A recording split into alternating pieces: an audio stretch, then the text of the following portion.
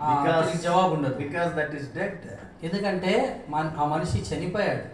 Likewise, అదే విధంగా if a Christian ఒక క్రైస్తవుడు doesn't have prayer life, ఒక ప్రార్థన జీవితం లేనప్పుడు he is a dead Christian. అతను మృతి చెందిన క్రైస్తవుడిగా ఉంటాడు. Without breath, how a person is dead, ఊపిరి పీల్చుకోకుండా ఒక మనిషి ఏ రీతిగా చనిపోతున్నాడో, likewise a Christian without prayer is a dead.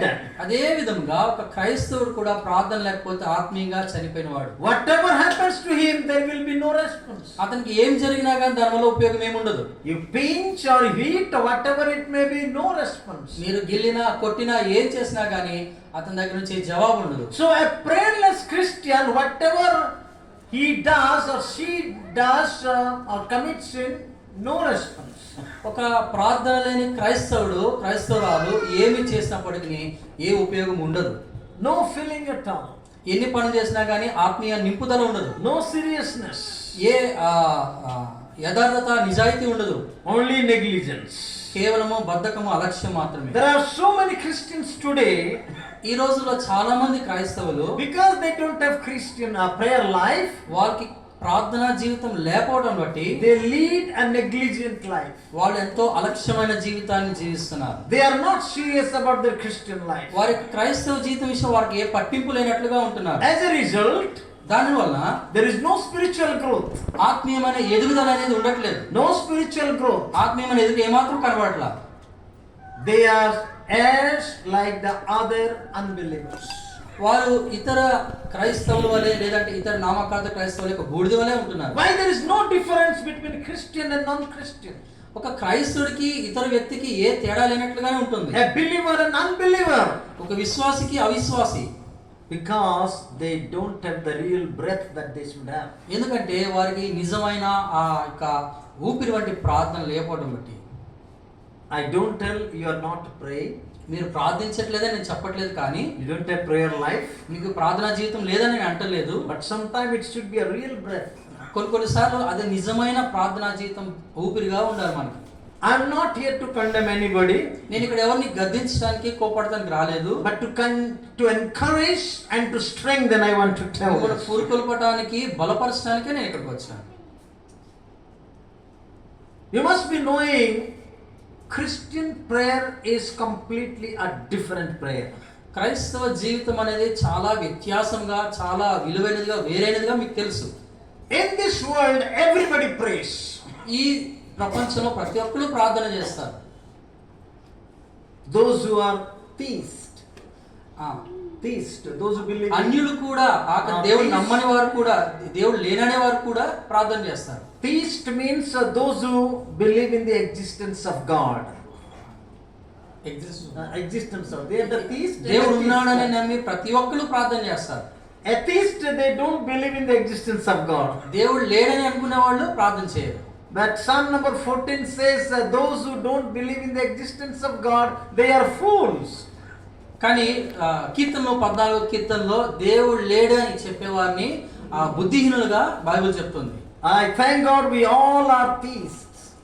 దేవునికి వందనాలు, మనందరం దేవుని నమ్మేవారమే కాబట్టి. That too we are the theists of the real living God. అది కూడా నిజమైన దేవుని నమ్మే నిజమైన దేవుని బిడ్డలుగా మనం ఉన్నాం. There are so many theists but they don't know the real God. చాలా మంది దైవభక్తి కలిగిన వారు ఉన్నారు, కానీ నిజమైన దేవుని ఎరగని వారుగా ఉన్నారు. But we are the theists of real God. కానీ మనమైతే నిజమైన దేవుని నమ్మే నిజమైన బిడ్డలు, దేవుని బిడ్డలుగా ఉంటవచ్చు. And we are the theists of the living God. మనము సజీవుడైన దేవుని నమ్మే ప్రజలుగా ఉంటూ వస్తున్నాం.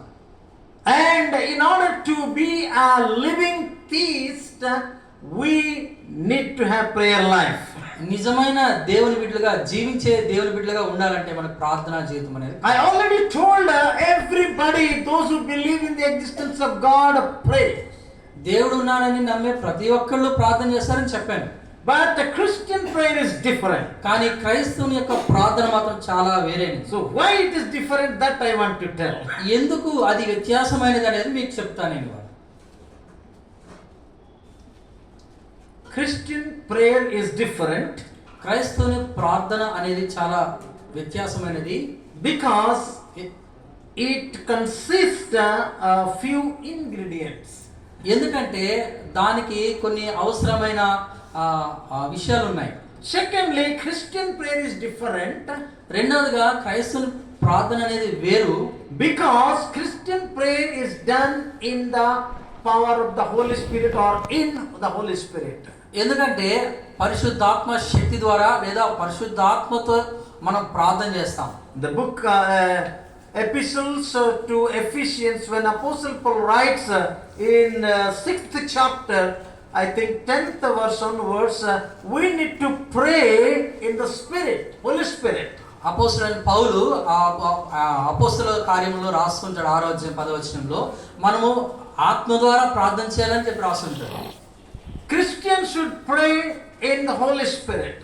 క్రైస్తవుడు పరిశుద్ధాత్మ ద్వారా ప్రార్థన చేయాలి. And also Jude chapter, it has only one chapter, verse 20 tells the Christian prayer should be done in the Holy Spirit. యూదా పత్రికలో కూడా ఒక అధ్యాయం ఉంది 20వ వచనంలో కూడా పరిశుద్ధాత్మ ద్వారా మనం ప్రార్థన చేయాలని చెప్పేసి అక్కడ యూదా పత్రికలో కూడా రాయబడింది. That's why once a man of God in his message he was telling prayer is a difficult task. అందుకే ఒక దైవజనుడు Christian prayer is a difficult task. దైవజనుడు రాస్తూ చెప్పారు క్రైస్తవుని యొక్క ప్రార్థన అనేది చాలా అసంభవమైనది లేదా కఠినమైనదిగా ఉంటుందంట. Prayer is a work. ప్రార్థన అనేది ఒక పని లాంటిది. It is an act. అది ఒక క్రియ. Very difficult act. చాలా కఠినమైన క్రియ అది. Why Christian prayer is a difficult act? ఎందుకు క్రైస్తవ ప్రార్థన అంత సులభం కానిది కఠినమైనది? Because Christian prayer should not be done with mere human words.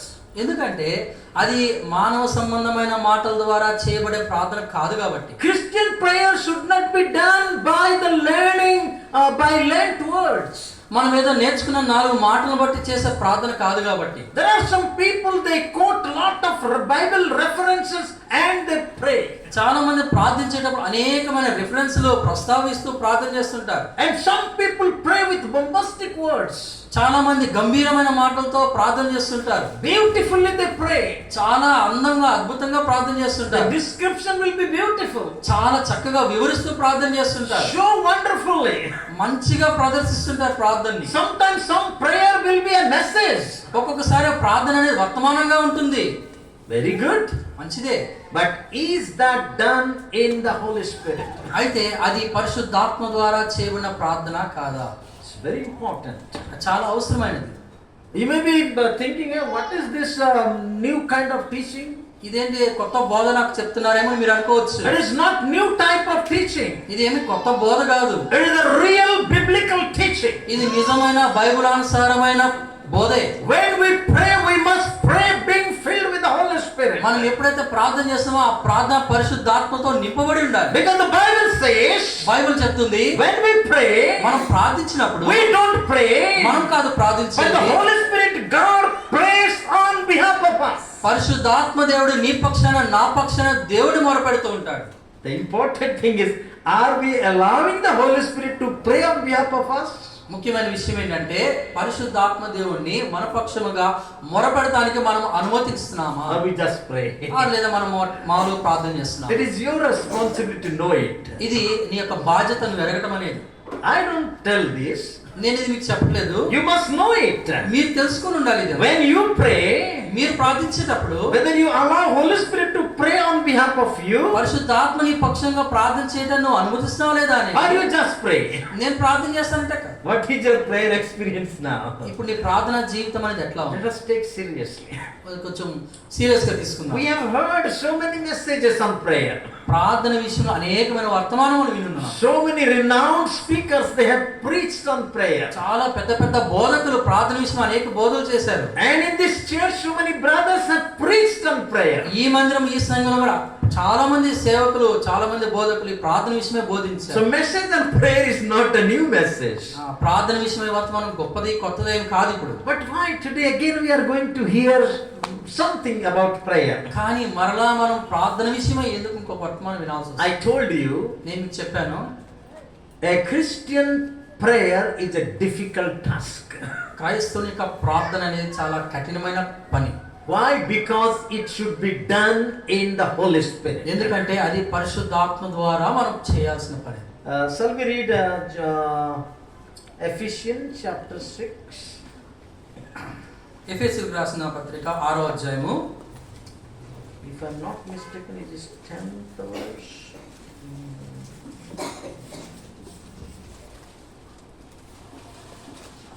10 or 18.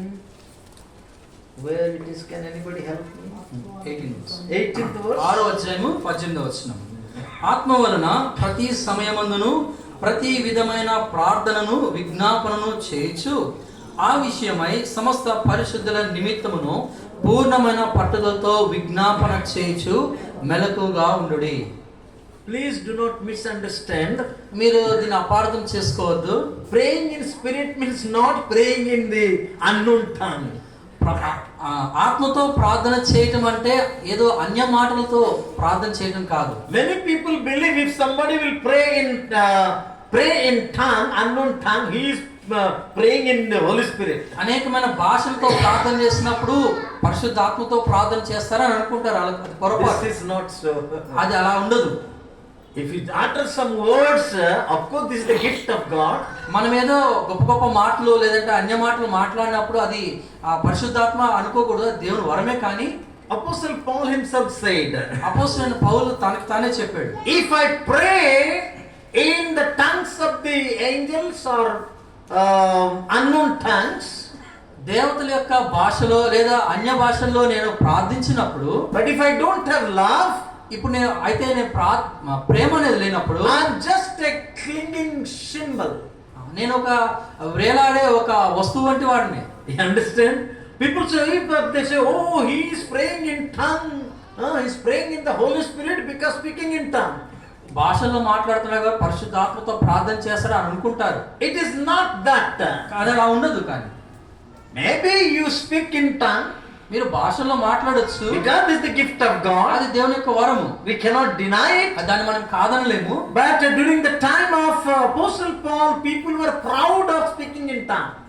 అపోస్తలుడైన పౌలు కాలంలో అనేక మంది అన్య భాషల్లో ప్రార్థించినప్పుడు, and Apostle Paul said, speaking in tongue is a gift of Holy Spirit. అన్య భాషల్లో మాట్లాడటం అనేది దేవుని యొక్క వరమే. కానీ and he said it is the least gift.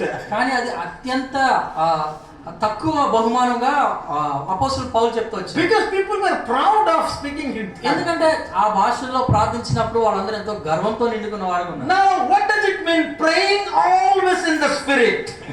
ప్రార్థన ఆత్మ ద్వారా చేయటం అనేది ఏంటి? with all kinds of prayers and requests and being alert for this with all perseverance and request for all saints. ప్రతి సమయమందును ప్రతి విధమైన ప్రార్థన విజ్ఞాపన చేయొచ్చు. ఆ విషయమే సమస్త పరిశుద్ధుల నిమిత్తము పూర్ణమైన పట్టుదలతో విజ్ఞాపన చేయొచ్చు, మెలకుగా ఉండుడి. and Jude chapter, the only one is the 20th verse says, యూదా పత్రికలో 21వ వచనంలో, but you dearly loved ones, building up yourself on your most holy faith, praying in the Holy Spirit. అతి పరిశుద్ధమైన దాని మీద మిమ్మును మీరు కట్టుకొనుచు పరిశుద్ధాత్మలో ప్రార్థన చేయొచ్చు. You may be wondering why I am telling this one. మీరు ఆశ్చర్యపోయి ఉంటారు నేను ఎందుకు ఈ మాట చెప్తున్నానని. We have been praying. నేను కూడా ఎప్పటి నుంచో ప్రార్థన చేస్తాను But కదా. what is this praying in the Holy Spirit? కానీ ఇదేంటి పరిశుద్ధాత్మలో ప్రార్థన చేయటము?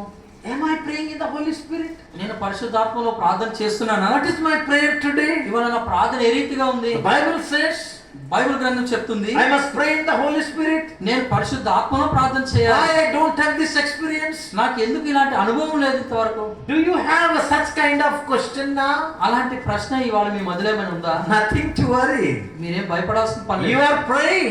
మీరు ప్రార్థన చేస్తున్నారు. Yes, you are praying. మీరు ప్రార్థన చేస్తున్నారు నిజమే. And the Holy Spirit, God is praying on behalf of you. మీ పక్షాన పరిశుద్ధాత్మ దేవుడు కూడా ప్రార్థన చేస్తున్నాడు. But do you experience that you have allowed the Holy Spirit, God, to pray in you? కానీ పరిశుద్ధాత్మ దేవుని నా పక్షాన విజ్ఞాపన చేయటానికి నేను అనుమతి ఇచ్చాను అనే వివేచన జ్ఞానము మనం అలాంటి అనుభవం మనం కలుగున్నామా? We believe in the triune God. మనము త్రిత్వం విషయంలో మనం నమ్ముతుంటాం. Triune God. Triune God. త్రిత్వము దేవుడు త్రియేక దేవుడు అని చెప్పి మనం నమ్ముతుంటాం. God the Father, తండ్రి అయిన దేవుడు, God the Son, కుమారుడైన దేవుడు, and God the Holy Spirit. పరిశుద్ధాత్మ దేవుడు. They are not three, they are three different persons, వారు ముగ్గురు విడివిడిగా ఉన్నప్పటికీ but one in essence. కానీ ఒక్కరై ఉన్నారు వారు. Three in persons, one in essence. ముగ్గురు విడివిడిగా ఉన్నప్పటికీ వాళ్ళు త్రిత్వముగా ఉన్నప్పటికీ వారు ముగ్గురు కలిసి ఒక దైవత్వముగా ఉన్నారు. This is the right doctrine of Trinity God. ఇది త్రిత్వము గురించి నిజమైన బోధ. We have three different persons, మనకు ముగ్గురు దేవుళ్ళుగా ఉంటూ but వచ్చారు, one in essence. కానీ వారు ముగ్గురు ఒకటై ఉన్నారు. That means Father, Son and the Holy Ghost, they are one. కానీ తండ్రి, కుమార, పరిశుద్ధాత్మ ముగ్గురు ఒకటే. In the Old Testament, God the Father, He walked directly. పాత నిబంధన గ్రంథంలో తండ్రి అయిన దేవుడు ఆయన మనుషుల మధ్యలో నడుస్తూ వచ్చాడు. That time God the Son was there, God the Holy Spirit also was there. అప్పుడు కుమారుడైన దేవుడు ఉన్నాడు, పరిశుద్ధాత్మ దేవుడు కూడా ఉన్నారు. But they were in passive sense. కానీ వాళ్ళు మరుగై ఉన్నారు. అక్కడ God was active. అక్కడ తండ్రి అయిన దేవుడు మాత్రమే ఎక్కువగా కనిపిస్తూ Do you వచ్చాడు. understand what I say? మీకు In the అర్థమైంది? Old Testament, God was dealing with the people directly.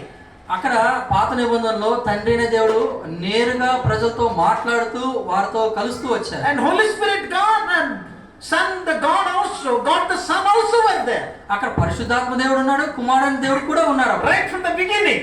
మొదటి నుంచి, ఆది నుంచి. In Genesis, if you see, ఆది కాండంలో మనం చూసినట్లయితే when God wanted to create man, దేవుడు మనిషిని He says, నిర్మించాలనుకున్నాడు. let us create the man.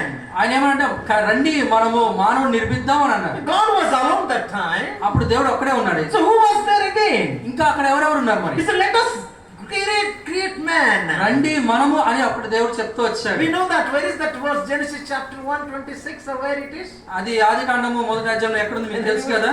ఎవరైనా చదవగలరా? Do you remember? మీకు తెలుసా మాట? Quickly please. Which verse? 27? Yeah, 26 or 27? Okay, read which chapter? So why I am asking is you be active, simply listen a little more. So if I give you some task, you will try to search and you will be alert, okay? మీరు చురుగ్గా ఉండాలని చెప్పి మధ్య మధ్యలో మిమ్మల్ని ప్రశ్నలు అడుగుతూ చదివిస్తున్నాను. I am not testing you to be active and to be engaged or involved in my message. మిమ్మల్ని పరీక్షించట్లేదు కానీ మీరు వాక్యం శ్రద్ధగా వినడం కోసం చురుగ్గా ఉండాలని మిమ్మల్ని మధ్య మధ్యలో క్వశ్చన్ వేస్తాను. So please don't misunderstand మీరు me. నన్ను అపార్థం చేసుకోవాలి. So let us be in the word of God together and discuss and study. కలిసి దేవుని వాక్యాన్ని ధ్యానిస్తూ మనము నేర్చుకుందాం. Okay, so where it is written? Genesis అది ఎక్కడ రాయబడింది? 1:26. What is that? Can you please read it? దేవుడు తన స్వరూపమందు నరుని సృజించెను. దేవుని స్వరూపమందు వానిని సృజించెను. స్త్రీని గాను పురుషుని గాను వాడు సృజించెను. Now where that? Let us. మన స్వరూపమందు మన పోలిక చొప్పున నరులను చేదుము. 26వ వచనం మన అనే మాట ఉంది. Mana. So English us, so it's a plural form. అక్కడ ఇంగ్లీష్ లో అజ్ అని ఉంది, తెలుగులో మన అని ఉంది. మన అంటే ఇది బహువచనం. So he was alone. Who were else there? అక్కడ దేవుడు ఒక్కడే అయితే ఇంకా మనము అంటే ఇంకెవరెవరు ఉన్నట్లు. Very clear cut about Trinity. ఇక్కడ త్రిత్వం గురించి అంటే పరిశుద్ధాత్మ దేవుడి గురించి, కుమారుని దేవుడి గురించి చాలా స్పష్టంగా ఇక్కడ రాయబడుతూ వచ్చింది. So God the Father, God the Son and God the Holy Spirit. తండ్రి అయిన దేవుడు, కుమారుడైన దేవుడు, పరిశుద్ధాత్మ దేవుడు. And if you have a New King James Version Bible, there you have the symbol of Trinity. New James version king. If anybody has ఎవరికైనా English version ఉంటే New King James version, the New King James Version, there you have the symbol of Trinity. త్రిత్వము గురించి ఆ యొక్క symbol అనేది It's very small, you cannot see here. Okay, I should have drawn beforehand. త్రిత్వము గురించి ఆ symbol అనేది English బైబిల్లో new king James version బైబిల్లో first వాళ్ళు ప్రింట్ చేస్తున్నారు. Maybe after some time, if you want to see, you can see or you can refer anywhere. కనబడితే చూడండి, తర్వాత This మీకు తెలుసు. symbol, you cannot say from here it has started. It can start from any angle, it can end at any angle, because we cannot find here. Do you see here? Yeah. Let's explain it. Yeah. See how it is there. ఈ symbol మనం చూసినట్లయితే, ఈ యొక్క ముద్రను మనం చూసినట్లయితే ఇక్కడ నుంచి ఇది మొదలైంది, ఇక్కడ ముగించబడింది అన్నట్లుగా కాకుండా ఎటు నుంచి చూసినా ఒకేలాగా ఉండేటట్లుగా ఆది అంతం అంతా ఒకటే అన్నట్లుగా ఈ ముద్రలో కనిపిస్తుంది. This talks about the uniqueness and sameness of Trinity God. వారు ముగ్గురు త్రియేక దేవుడు సమానమని ఈ ముద్ర మనకు చూపిస్తుంది.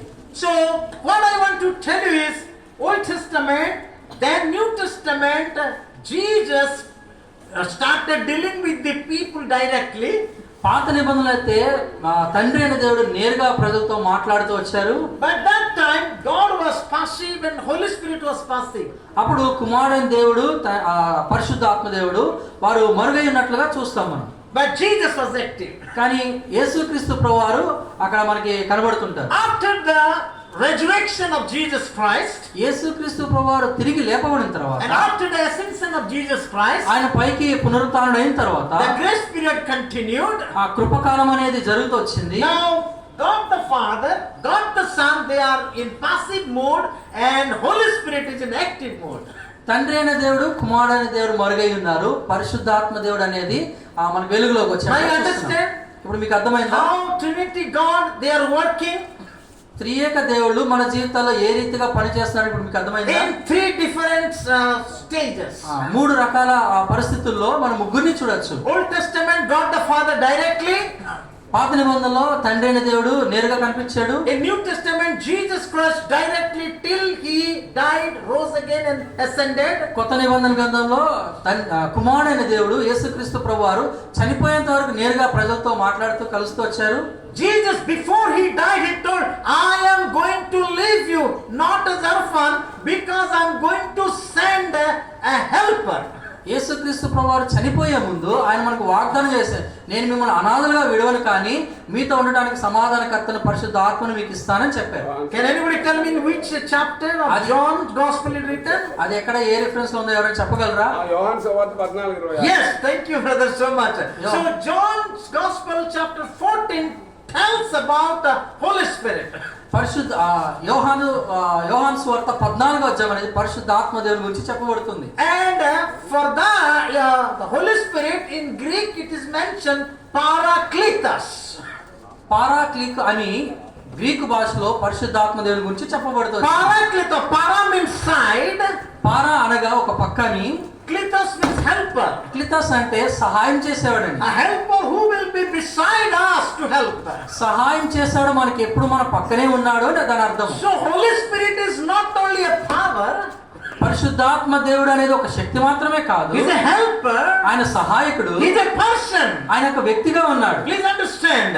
దయచేసి అర్థం The చేసుకోండి. Holy Spirit is a person who is standing with us, in us to help us to have contact or have fellowship with God the Father, God the Son.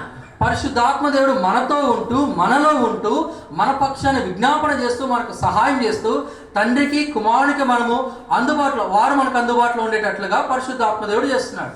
How many of you believe that we have Holy Spirit? మీ ఎంతమంది మీరు నమ్ముతారు మన పరిశుద్ధాత్మ దేవుడు ఉన్నాడని? Or we have doubt?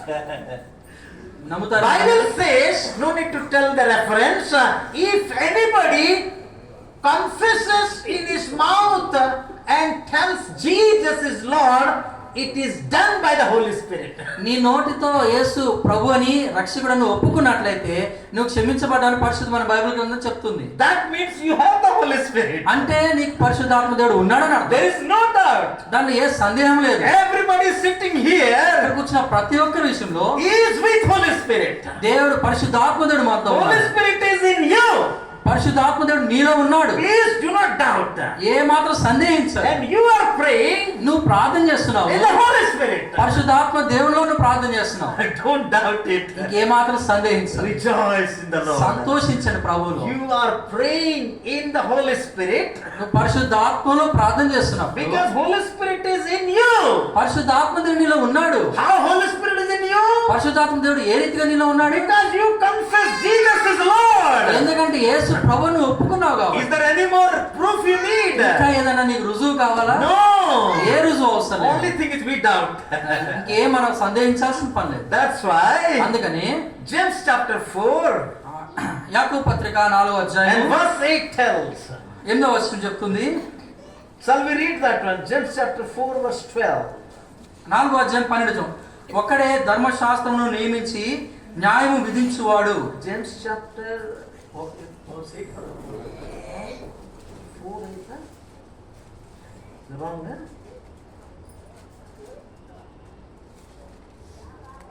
Is it wrong? Yeah, that's James chapter 4 verse 8. యాకోబు పత్రిక 4వ అధ్యాయము 8వ వచనం. దేవుని యొద్దకు రండి, అప్పుడు ఆయన మీ యొద్దకు వచ్చును. పాపులారా మీ చేతులను శుభ్రం చేసుకునుడి, విమర్శకులారా మీ హృదయములను పరిశుద్ధపరచుకునుడి. Do you see here? ఇక్కడ మీరు చూసారా? We come to God and He comes to us. మనం దేవుని దగ్గరికి వస్తే దేవుడు మన దగ్గరికి వస్తాడు. It is told to the believers of the living God. సజీవుడైన దేవుని యొక్క విశ్వాసులకు ఈ మాట చెప్పబడుతుంది. We are the believers of living God. మనము దేవుని నమ్మిన దేవుని బిడ్డలుగా ఉన్నాము. And we are sinners. అయినప్పుడు మనం పాపులంగా ఉన్నాం. Till we die we are sinners. మనం మరణించేంత వరకు మనం పాపులమే. But we are forgiven sinners. అయితే మనం క్షమించబడిన పాపులము. We are saved sinners. మనం రక్షింపబడిన పాపులము. We are purified sinners. మనం పరిశుద్ధపరచబడిన పాపులము.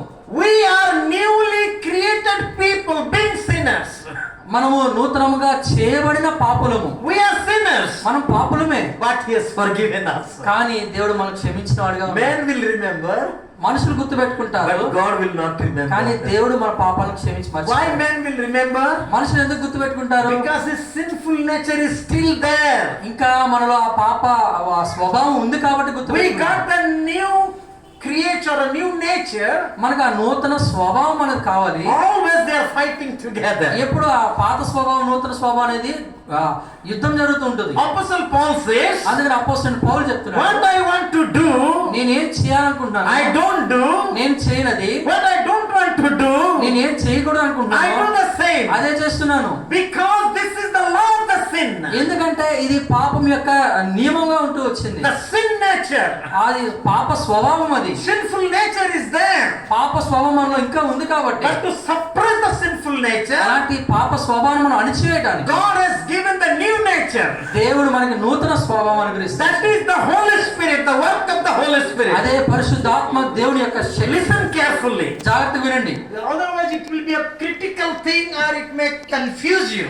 ఇది మీరు సరిగ్గా వినకపోతే మీరు కొద్దిగా You సందేహపడుతుంటారు. are saved sinner. మీరు రక్షింపబడిన పాపులు. Why you are saved sinner? ఎందుకు మీరు రక్షింపబడిన పాపులు? Because the nature of sin is there still. ఎందుకంటే ఇంకా మీలో పాప స్వభావం అనేది ఉంది కాబట్టి. We are not completely perfect today.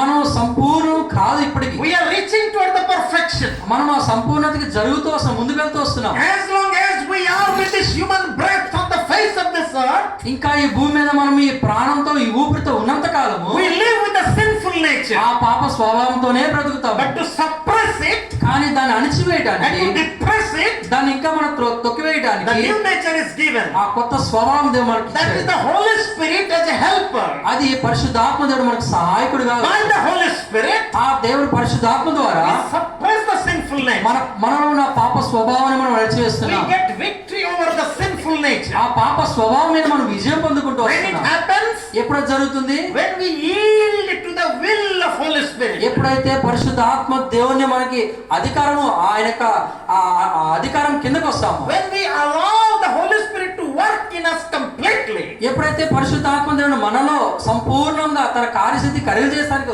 ఒప్పుకుంటాము, That time, అప్పుడు our thoughts are holy. అప్పుడు మన తలంపులు పరిశుద్ధంగా ఉంటాయి, Our speech is holy. మన మాటలు పరిశుద్ధంగా ఉంటాయి, Our look is holy. మన చూపులు పవిత్రంగా Our ఉంటాయి, behavior is holy. మన ప్రవర్తన కూడా పరిశుద్ధంగా ఉంటుంది. When we give or allow Holy Spirit to work in us. ఎప్పుడైతే మన పరిశుద్ధాత్మ దేవుడు మనలో కార్యసిద్ధి కలుగజేయడానికి ఒప్పుకుంటాం, Holy Spirit will be in us. పరిశుద్ధాత్మ దేవుడు మనలో ఉంటాడు. What we must allow. కానీ మనము అనుమతి ఇవ్వాలి, అధికారం ఇవ్వాలి. See, because I am given time to speak, I am speaking. You are just sitting quiet. నేను మాట్లాడటానికి నాకు అనుమతి ఇచ్చారు కాబట్టి నేను మాట్లాడుతున్నాను, మీరు మౌనంగా ఉన్నారు. Now you cannot speak. ఇప్పుడు మీరు మాట్లాడలేరుగా, Time is not given to you. ఎందుకంటే మీకు సమయము అవకాశం ఇవ్వలేదు. You understand? If you speak, there will be disturbance. ఒకవేళ మీరు మాట్లాడారంటే ఇప్పుడు మనకి ఇక్కడ చిన్న సంభాషణ మొదలు, Discipline will break. క్రమం అనేది ఉండదు, పోతుంది You క్రమం. got my point? You have to sit quiet and I must speak. మీరు మౌనంగా కూర్చోవాలి, నేను మాట్లాడాలి. Please try to ఇది understand. అర్థం చేసుకోండి మీరు. You are not speaking. మీరు మాట్లాడట్లేదు. You can speak better than me. మీరు నాకన్నా బాగా మాట్లాడగలరు. You can preach better than me. మీరు నాకన్నా ఎక్కువగా బోధించగలరు. You know better than me more references. నాకన్నా మీకు ఎక్కువగా రెఫరెన్స్లు బైబిల్ అంతా తెలుసు. You know better Bible more than me. నాకన్నా మీకు ఎక్కువ బైబిల్ బాగా తెలుసు. But time is not given to you. కానీ మీకు సమయం అవకాశం You are just ఇవ్వలేదు. passive now. ఇప్పుడు మీరు మౌనంగా కూర్చోవాల్సింది. You have allowed me to speak. మీరు నన్ను మాట్లాడడానికి అవకాశం Now I ఇచ్చారు. am speaking నేను అందుకే మాట్లాడుతున్నాను. for you on behalf of you. మీకోసము మీ పక్షాన. Do you understand what I speak? ఇప్పుడు మీకు అర్థమవుతుందని నేను The చెప్తున్నాను. same thing happens between you and Holy Spirit. ఇదే విషయము ఇదే సందర్భము పరిశుద్ధాత్మకి మీకు కూడా జరుగుతుంది. You can do anything. మీరు ఏదైనా You have చేస్తారు. good education. మీకు బాగా చదువు ఉంది. You have good faith. మీకు మంచి విశ్వాసం You ఉంది. have good strength. మీకు బాగా మంచి బలం ఉంది. Everything is perfect. అన్ని విషయాలు మీరు చాలా కరెక్ట్గా ఉన్నారు. You can do anything by yourself. మీకు మీరుగా ఏదైనా చేయగలరు. But Jesus has sent a Paracletus, a helper for you. కానీ పరాక్లితస్ అనే సహాయకుడిని పరిశుద్ధాత్మని దేవుడు మన కోసం పంపించారు. When he will help you. ఆయన మీకు సహాయం చేయడం When కోసం. you allow him to help. ఎప్పుడు ఆయన సహాయం చేస్తాను మీరు అనుమతిస్తేనే పరిశుద్ధాత్మ దేవుడు సహాయం చేస్తాడు. Suppose the man of God, Benatti brother, will call some people to help to work to make the floor here. బెనజన ఎవరైనా పిలిచి పలానా విషయంలో పని విషయంలో ఎవరికి సహాయం కావాలని కోరినప్పుడు Last night chips came. ఆ రాత్రి ఆ చిప్స్ అనేది వచ్చింది. He told a few brothers to look after. అదంతా చూసుకోమని కొంతమంది బ్రదర్స్ We are చెప్పారు. just waiting for the lorry. మన లారీ వస్తుందని చెప్పేసి మనం వెయిట్ చేస్తున్నాం. And these two brothers, they are ready to take care of the things. ఇద్దరు సహోదరులు ఆ లారీ వచ్చినప్పుడు ఆ చిప్స్ అంతా కలెక్ట్ చేయడం కోసం వేచి ఉన్నారు. So he took the help from two brothers. వారిద్దరు అన్న ఇద్దరు సహోదరుల యొక్క సహాయాన్ని తీసుకున్నారు. So when lorry came, ఒక లారీ వచ్చింది. the brother will come out. ఆ సహోదరు బయటకు వచ్చాడు. Two brothers were there. ఇద్దరు సహోదరులు ఉన్నారు అక్కడ. They are simply standing there. వాళ్ళిద్దరు మౌనంగా అలా నుంచున్నారు. If he says, ఆ అన్న చెప్పినప్పుడు you take there, put there, this, do this and that. ఇది తీసుకెళ్ళండి అక్కడ వేయండి ఇక్కడ చేయండి అని చెప్పినప్పుడు Will these two helper help him anyway? ఆ వచ్చిన అతనికి చెప్పినప్పుడు ఇద్దరు ఏమైనా చేయగలరా చేస్తారా?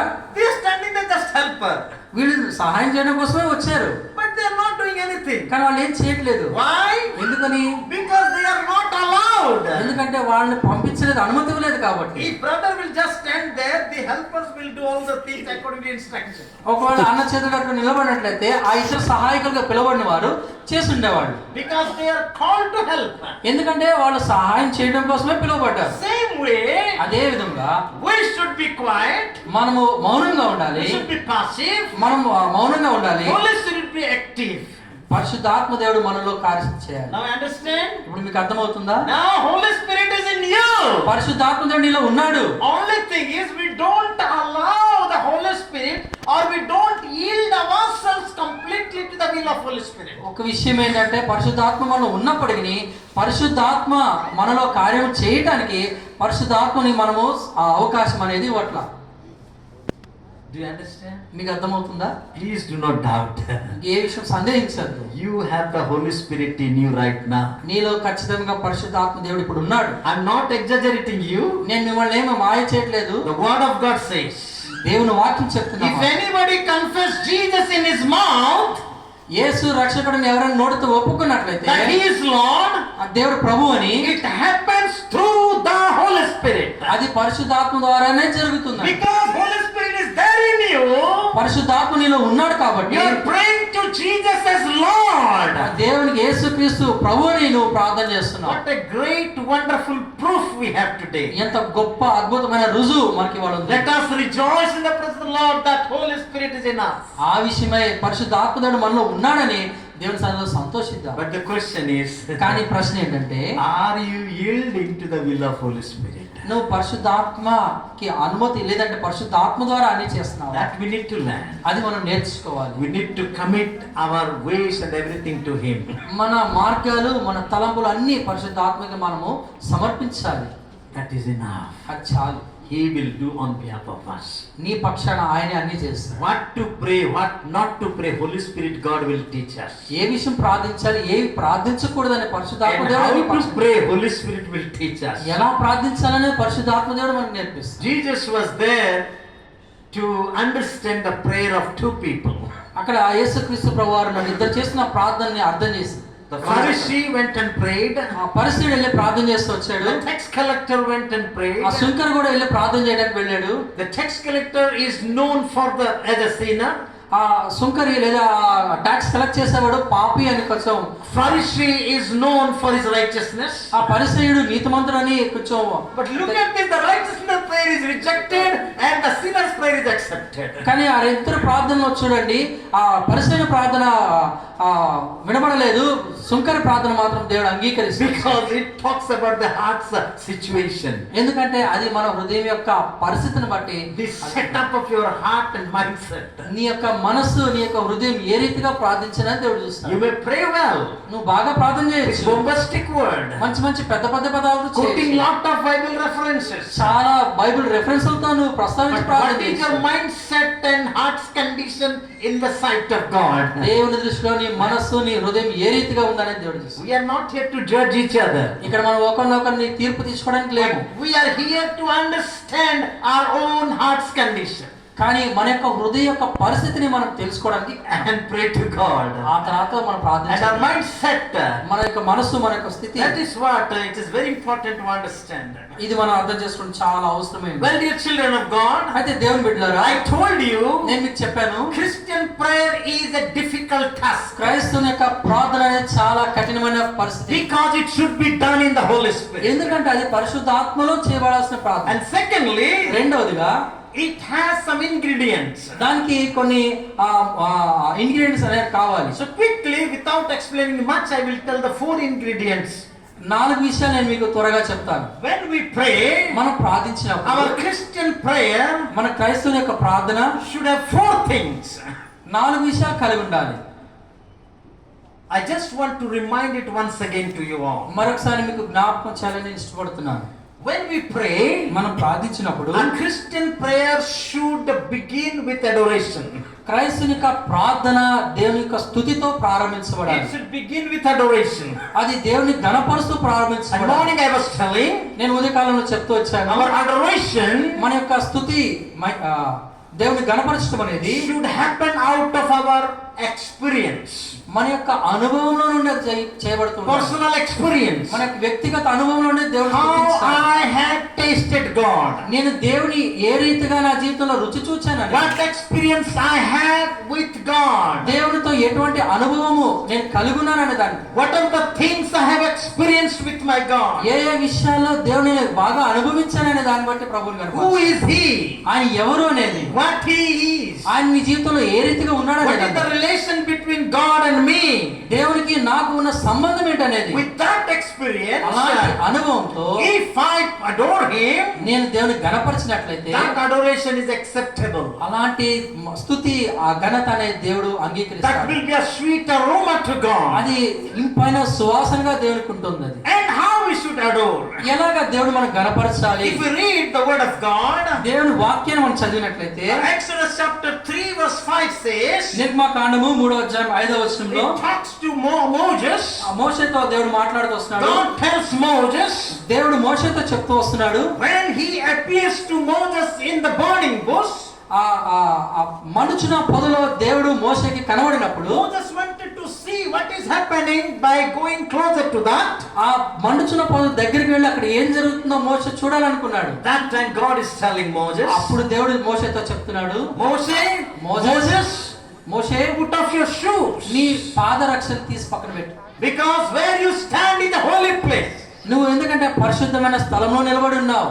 we come to the presence of the Lord. మనం దేవుని యొక్క సన్నిధికి వచ్చినప్పుడు, Where there are 2 or 3 gathered together in the name of Jesus, ఎక్కడైతే యేసు నామములో 2-3 కూడి ఉంటారో there we have the presence of the అక్కడ Lord. దేవుని యొక్క నామము, దేవుని యొక్క సన్నిధి ఉందని నమ్ముతాం. That means there is holiness of God. అక్కడ దేవుని యొక్క పరిశుద్ధత ఉంది అని కూడా నమ్ముతాం. We are in the holiness of God. దేవుని యొక్క పరిశుద్ధతలో మనం ఉన్నాం. Where we are in a holy place. మనం దేవుని యొక్క పరిశుద్ధ స్థలంలో ఉన్నాము. How can we be there with the unholy attitude? అక్కడ ఏ రీతిగా అపవిత్రమైన స్వభావంతో మనం ఉండగలం? And Psalm again 66:18 says, if you regard sin unrighteous in your heart, God will not listen to your prayer. కీర్తన గ్రంథం 66:18 కీర్తనకారుడు చెప్పినట్లుగా, నా హృదయంలో పాపమును లక్ష్యం చేసుకున్నట్లే ఏ రీతిగా దేవుడు నా మనవి వింటాడని That's why it is written in James chapter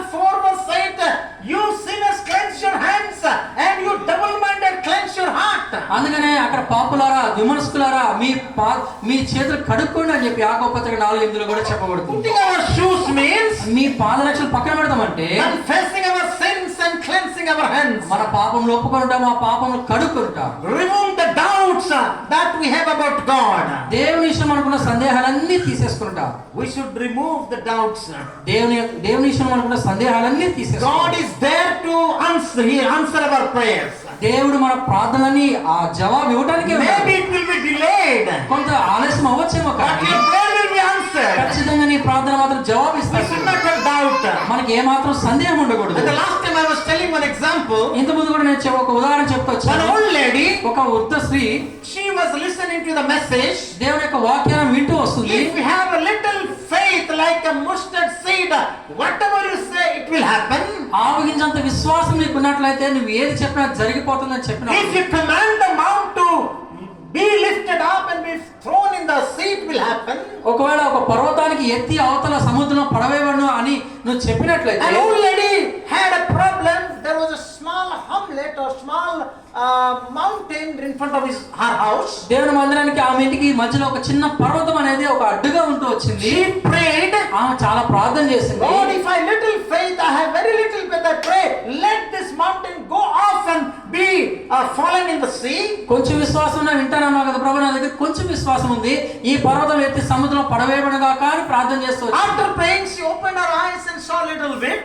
ఆమె ప్రార్థన అయిపోయిన కళ్ళు కొంచెం తెరిచి చూసింది. The mountain was as it ఆ is. పర్వతం అక్కడే ఉంది. Again she prayed మళ్ళీ ప్రార్థన చేసింది. and opened one eye and saw that mountain is as it is. మళ్ళీ ఒక కన్ను తెరిచి చూసింది, ఆ కొండకి అక్కడే ఉంది. Again she prayed, మళ్ళీ ప్రార్థన చేసింది. God, if I have little faith, if I command the mountain to go up, it will go and fall in the mouth. See why it is not happening. ఆమె ఏమనుకుంటున్నారు, ప్రభు కొంచెం విశ్వాసం ఉన్నా కానీ ఈ కొండ ఎత్తి సముద్రంలో పడవేయబడి అంటే చేస్తానన్నది ఎందుకు ప్రభు, ఇంకా ఈ కొండ ఇక్కడే ఉందని చెప్పేసి Then immediately she decided, ఆమె వెంటనే ఏమనుకుందంటే came to the conclusion, ఒక విషయానికి వచ్చేసిందామా, yes, that pastor said that this one, but only message, it will not happen. సంఘంలో ఏదో పాస్టర్లు చెప్తూ ఉంటారులే కానీ అవన్నీ జరిగేవి కాదులే అని అనుకుంది. Okay, she went off for few days to her daughter's house or ఆమె somewhere యొక్క else. కుమార్తె ఇంటికి ఆమె కొన్ని దినాలని ఊరెళ్ళిపోయింది. When she came back, ఆమె మళ్ళీ తిరిగి వచ్చేటప్పటికి she could not recognize her house. ఆమె ఇల్లు ఎక్కడుందో కనుక్కోలేకపోయింది.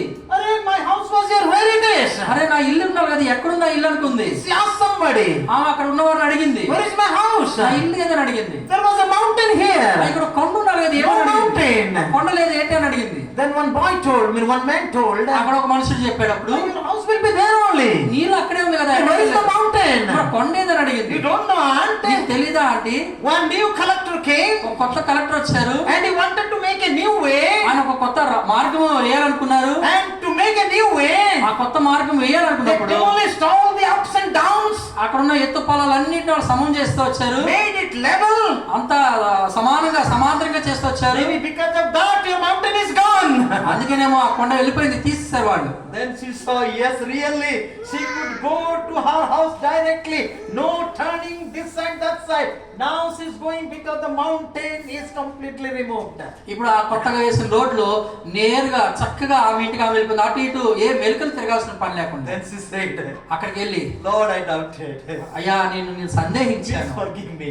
నన్ను క్షమించు You ప్రభువా. heard my prayer. నువ్వు నా ప్రార్థన విన్నావయ్యా. Though it was late, అది కొద్దిగా ఆలస్యమైనప్పటికీ the mountain is no more. ఆ కొండ లేకుండా You చేసేవయ్యా. are the prayer answering నువ్వు God. ప్రార్థన ఆలకించి జవాబిచ్చేది You ఎవడు? can answer at any time in your own time. నీ సొంత సమయంలో ప్రతి ప్రార్థన నువ్వు You జవాబిస్తావయ్యా. are the prayer answering నువ్వు God. జవాబునిచ్చే దేవుడు. You are my living God. నువ్వు సజీవుడైన దేవుడు. I thank you. నేను నిన్ను కృతజ్ఞతలు చెల్లిస్తాను. Forgive my doubts. నా సందేహాన్ని క్షమించు. Remove my double mind. నా విమర్శను, నా రెండు తలంపులు కలిగిన మనసును This తీసి should be our prayer this afternoon. ఇలాంటి ప్రార్థన మనం ఈ మధ్యాహ్న కాలం Okay, కలిగి before I close, నేను ముగించక ముందు we must adore our God. మనం దేవుని Our గణపరచాలి. prayer should start with adoration. మన ప్రార్థన అనేది దేవుని గణపరుస్తూ And this adoration should happen in two ways.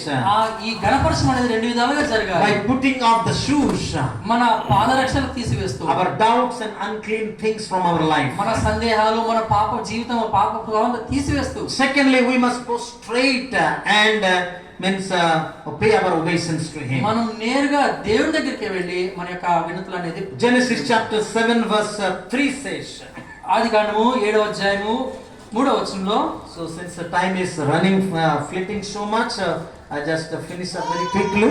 అదే సమయం అయిపోయింది, త్వరగా ముగిస్తాను.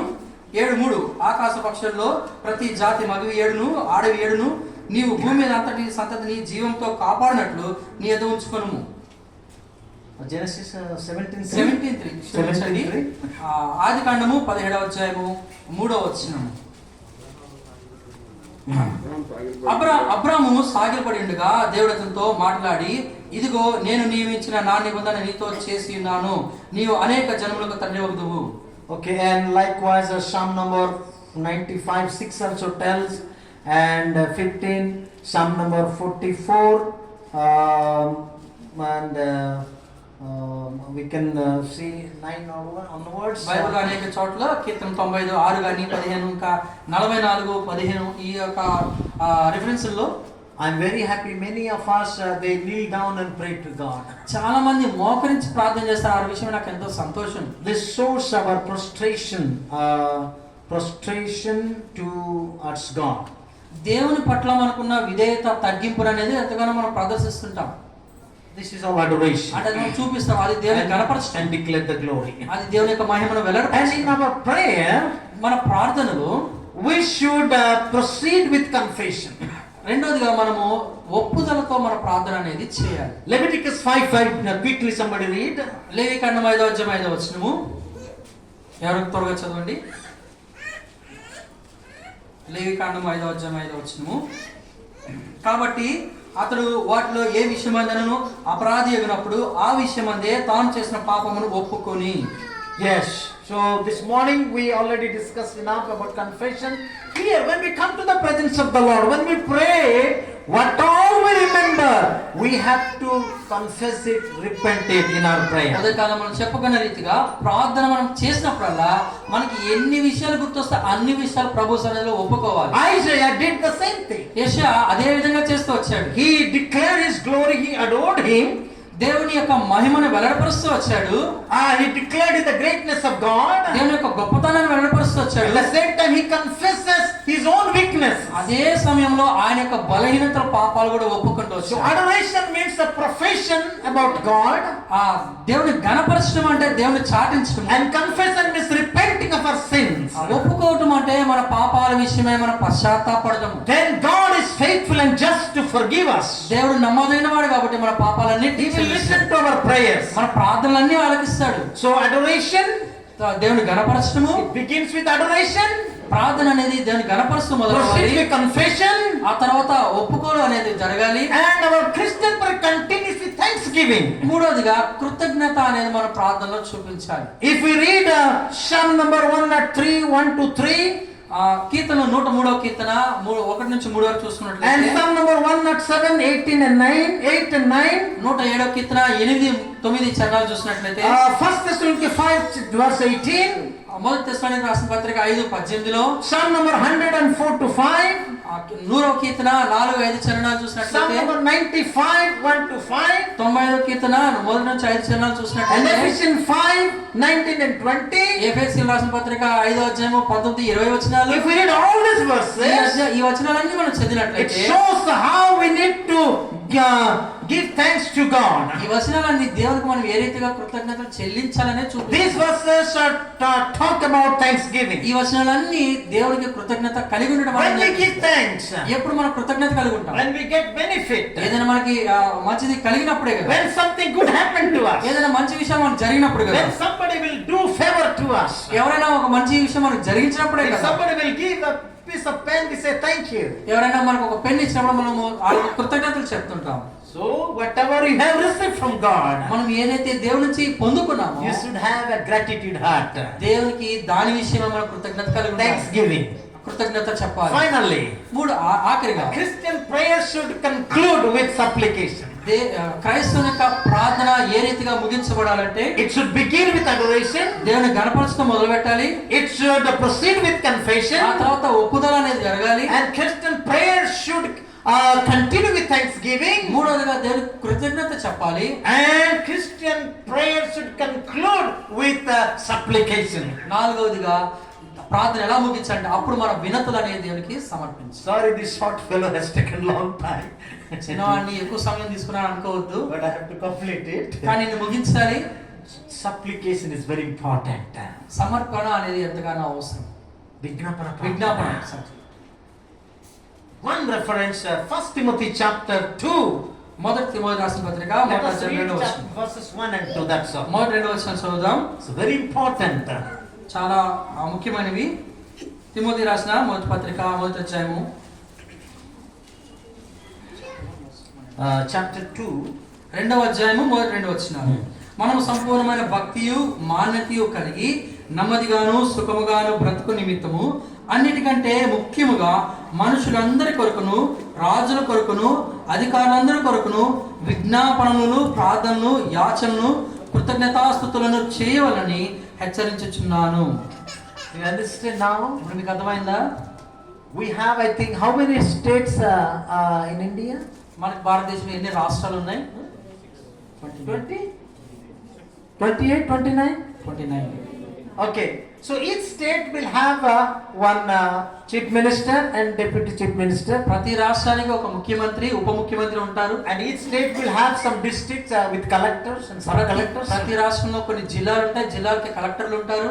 If you remember, every day one state and district will have I think blocks or mandals, and mandals will have the panchayats.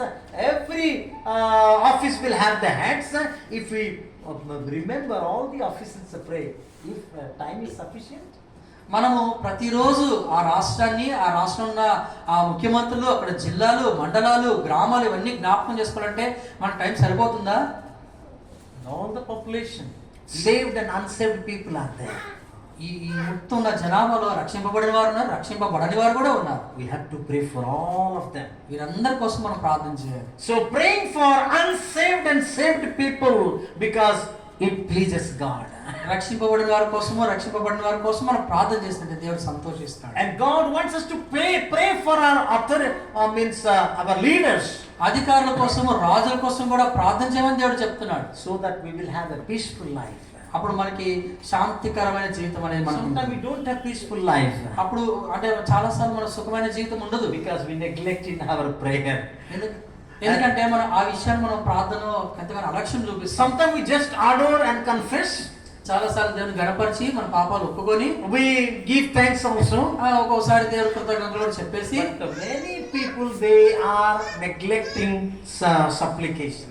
ఈ విజ్ఞాపన అనే విషయంలో చాలా మంది చాలా సార్లు నిర్లక్ష్యంగా ఉంటుంది. With adoration, confession, thanksgiving, our prayer should conclude with supplication. దేవుని గణపరుస్తూ మన పాపాలను ఒప్పుకుంటూ దేవుని కృతజ్ఞతలు చెల్లించిన తర్వాత విజ్ఞాపన అనేది కూడా మనకి ఎంతగానో How many of you have this experience? ఇలాంటి అనుభవం మీలో ఎంతమందికి ఉంది? How many of you have been praying like this?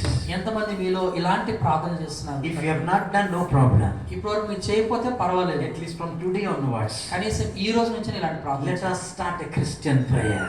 నిజమైన క్రైస్తవునిక ప్రార్థన మనం చేద్దాం. At least by including these 4 ingredients. ఈ 4 విషయాలను మనం జ్ఞాపకం చేసుకుంటూ అలవాటుగా మనం ఇది ప్రార్థన చేద్దాం. And this will be a really difficult task. ఇది నిజంగా కఠినమైన పరిస్థితి. But the Holy Spirit, God will help you. కానీ పరిశుద్ధాత్మ దేవునికి సహాయం చేస్తాడు. Let there be a change in our prayers life and మన ప్రార్థన జీవితంలో మంచి మార్పు కలిగినాం. Shall we get ready to pray a Christian prayer? మనము మంచి నిజమైన క్రైస్తవ ప్రార్థన చేయడానికి Acts, ACTS. Acts ACTS Adoration. A అంటే అడోరేషన్, Confession. గణపరచడం. C అంటే కన్ఫెషన్, ఒప్పుకోవటం. T, thanksgiving. T అంటే థాంక్స్ గివింగ్, కృతజ్ఞత కలిగి ఉండడము. And C is the supplication. S అంటే సప్లికేషన్, విజ్ఞాపన చేయడం. We are called today for supplication, dear children of God. ఈ రోజు మనం ఎందుకు పిలువబడుతూ వచ్చామంటే విజ్ఞాపన చేయడం. We are the royal priesthood. మనము దేవునికి నిజమైన రాజగా. A priest is the one who does supplication. నిజమైన యాజకుడు విజ్ఞాపనం అనేది చేస్తాడు. This is very, very important task that God has given to us. ఇది చాలా అవసరమైన పని దేవుడు మనకు అనుగ్రహిస్తాడు. Let us yield ourselves to the will of God, allow Him completely so that He will pray on behalf of us. పరిశుద్ధాత్మ దేవుడు మన ప్రార్థనలకి అనుమతి ఇచ్చేటట్లుగా, లేదంటే ఆయన దేవునికి ఆ విజ్ఞాపన చేసేటట్లుగా పరిశుద్ధాత్మ దేవునికి మనము అనుమతిస్తూ ఆయనకు అధికారం ఇచ్చి మనం ప్రార్థన చేద్దాం. Let us continue our prayer life with such kind of prayer. Thank you.